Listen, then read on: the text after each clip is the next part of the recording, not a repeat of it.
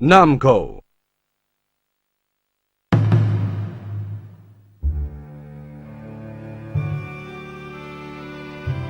Transcending history and the world, a tale of soul and swords, eternally retold. Fighting games have been evolving since its conception with Karate Champ in 1984. Capcom single-handedly changed the genre as a whole with Street Fighter II in 1991, molding what fighting games would become today. From the way combos were structured and super moves as a whole, back then everyone wanted to be like Street Fighter II. Every game after would borrow from this formula and tweak it in very different ways. From the bloody fatalities of Mortal Kombat to the 2v2 team battles of Fatal Fury, hell, even the 3D nature of Virtual Fighter. All these great games that you and I grew up with and fell in love with were all possible because of Capcom. We loved learning how they worked. We loved pulling off combos on our own. We loved being able to push through that skill barrier with our own two hands. Why? Because it was fun. It was challenging. You felt rewarded for your time and effort. The game didn't hold your hand. It was tough love. Marvel vs. Capcom didn't care about your feelings. It was either get good or get rocked by some guy at the arcade who was better than you. Even then, it was still fun. But somewhere along the line, all of that changed. As time progressed, so did fighting games, for better, and most recently, in my opinion, for worse.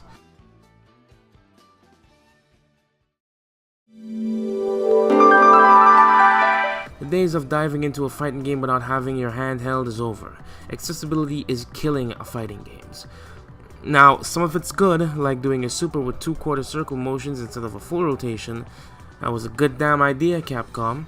Games now have taken accessibility and cranked it up to 11. It began with Street Fighter V. Well, no, but got really popular with that. Street Fighter V was one of the first mainstream games that became more accessible. Combos became easy to do, characters who took high skill were dumbed down, like Akuma and Ibuki. Gone were the days of Tekken 5 and Street Fighter Third Strike. It just kept getting worse. In this day and age, developers have abandoned the days of the old fighting game formula, and I don't know why. Mortal Kombat mostly stayed true to itself in every possible way, especially the gameplay. NetherRealms didn't really need to dumb down the combat system to accommodate new players. However, now, the fighting game scene is filled with the most hand-holding that you'll see in your lifetime. Auto combos. There's no need to become skillful anymore. There's hardly any reward with games like Dragon Ball FighterZ dominating the market, where a combo is but a button press away. One button, to be exact. Now, this would be fine if it was only in new games, but even older IPs are affected by this mentality. King of Fighters 14, while minor, it still exists. Marvel vs. Capcom Infinite, however, has it the worst. Auto combos do as much damage, if not more, as normal ones, and you can do 3 of them in a row. Now, Marvel wasn't a stranger to simple controls with its simple mode, but while using simple mode, your moves become restricted to one combo. That doesn't even compare to combos that you could do while in normal mode. And Capcom isn't the only one to fall prey to this either. I'm looking at you, Namco Bandai. Tekken 7 didn't need smart combos implemented into Season 2. It was fine as is. And with Dead or Alive 6 on the horizon and going to adopt the auto combo mode, as the times continue to pass by, the fighting game community has accepted this change with open arms, at least the commercial portion of it.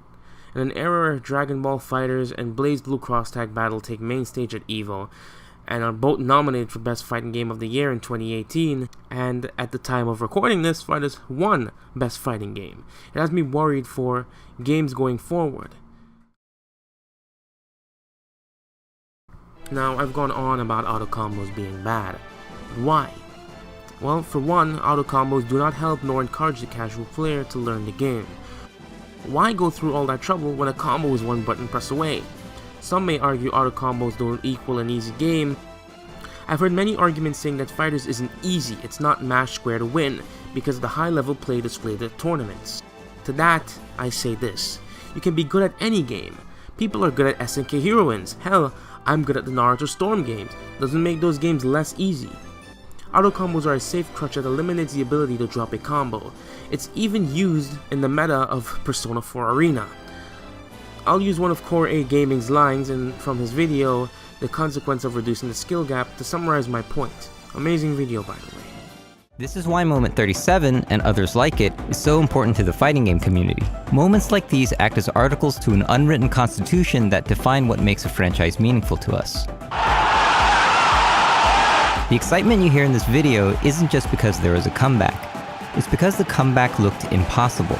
Making it easy so anyone could be the next Diego profoundly misunderstands what makes Street Fighter exciting and makes the players profoundly sad. Profound sadness.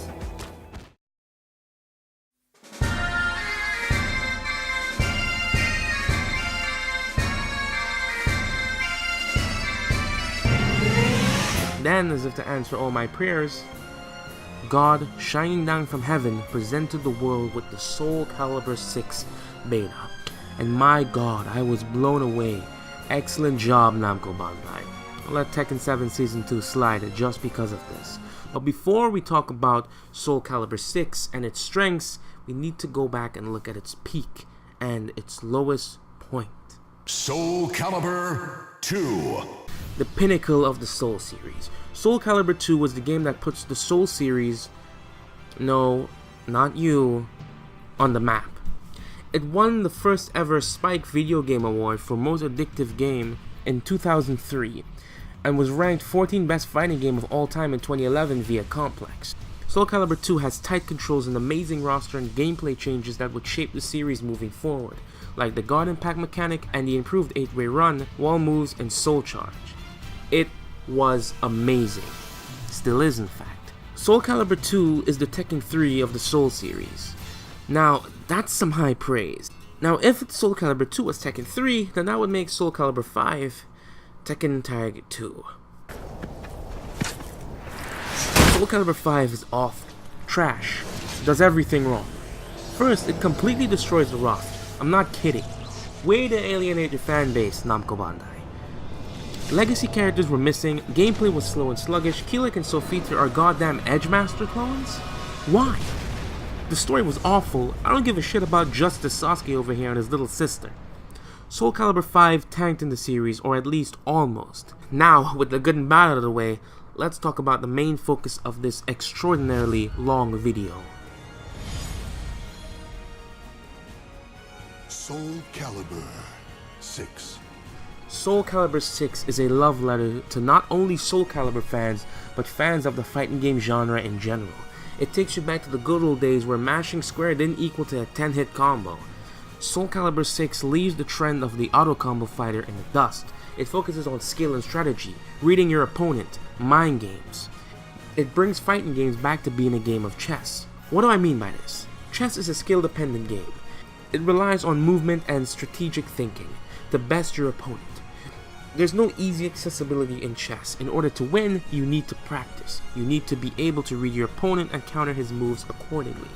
The biggest similarity between the two, in a literal sense, is movement. Similar to where you place pieces on the board, where you move in SOULCALIBUR can either cost you a match or grant you the spoils of victory. Moving aside, do you see what I'm saying here? Chess awards the player with the better strategy the victory, and so does SOULCALIBUR VI. You can't outwit your opponent by catching his whiff off guard because you mashed out square of an auto string. Well, kinda, but the game rewards you for your skill, except if you play Nightmare. When you're in a pinch, you can't mash out an auto combo and pull a victory. It requires you to use your mind and one of the various mechanics to escape sudden death, whether it be guard impact, reversal edge, or even critical edge. Even then, using either of these could result in your defeat. It's never certain you'll win, even with these systems in place. Winning feels amazing, and losing, while it does produce salt, it encourages you to learn from your mistakes. Unless you lose to a Nightmare, then it wasn't your fault. With that being said, I'm GrimToki, this has been Beyond Animation, and I will see you in the next one. And I hope you're having a Merry Christmas or Happy New Year, depending on when this video gets uploaded. Been in the works for some time now, and I'll see you guys later.